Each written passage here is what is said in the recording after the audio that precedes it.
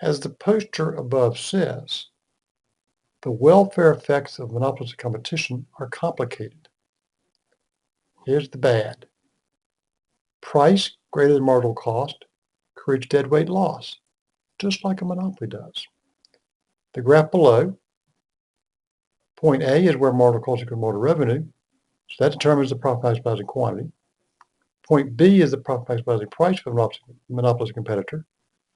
Point C is where the demand curve intersects marginal cost. That's where price equals marginal cost. So this quantity right here is the socially efficient quantity. The welfare loss, or another way to do it, the welfare gain if quantity goes from this profit maximizing quantity to the socially efficient quantity is the area bounded by the demand curve and the marginal cost curve between the two quantities. The little triangle therefore represents the deadweight loss when we produce profit maximizing quantity instead of socially efficient quantity.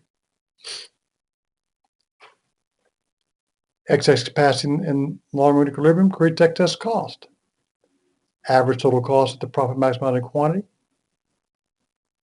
is higher than, let's put a word in there, is higher than the average total cost at the socially efficient quantity. Henry Ford avoided excess cost as much as possible by producing a standardized product and taking advantage of as many economies of scale as he could. He is famous for saying that customers could have any color they wanted as long as it was black.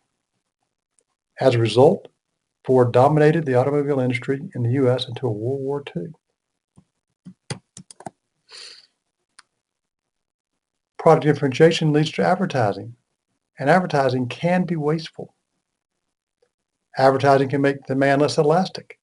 This will increase the difference between price and marginal cost, and thereby increase the deadweight loss.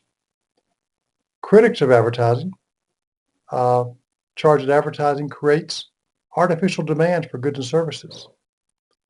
The argument is that consumers are purchasing things because ads have convinced consumers they want those things, not because they have an inherent or natural desire for those things.